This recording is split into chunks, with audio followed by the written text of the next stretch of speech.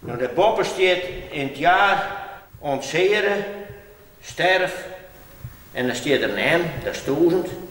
4 6, dat is 1400. En dan komt er een L, 1450. 3 kruisjes, dat is 1480. En V en 9, dus 1486. De stien jet bij het graaf van een zekere pastoor Johannes. In Kimswerd is men nu te schroeven maar de vierst om deze pastoor een tijdgenoot had van Pier Donia, die vanzelfs beter bekend is onder de naam Grutte Pier. Nou, dat is hij. Krijgt u tijd van Pier? Nou, dat is voor Kimswerd. Nou, daar is Kimswerd beroemd geworden en berucht. Het is net te beschrijven hoe goed het is voor het dorp straks. Nou, wij winnen hier rond graven, want we gingen de krijgen uit wij hellen.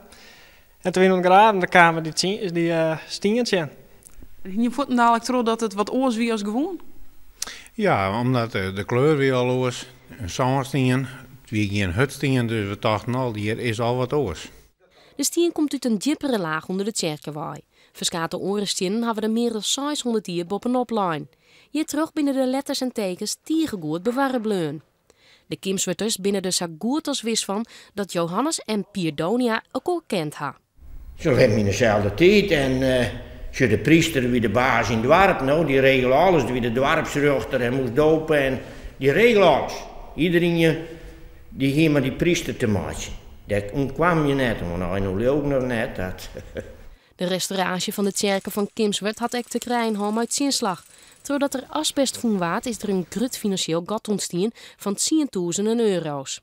Hoop is nou dat de stien van pastoor Johannes nieuwe yieldsitters oplevert om de tekwatten voor te werken. Ik denk dat soms mensen net in stien investeren willen, maar als het gaat om echte cultuurschatten, dat men wat meer reden is om daar specifiek wat van te doen. Het is de bedoeling dat de monumentale stien een plakje krijgt in het koor van de Laurentiustjerken.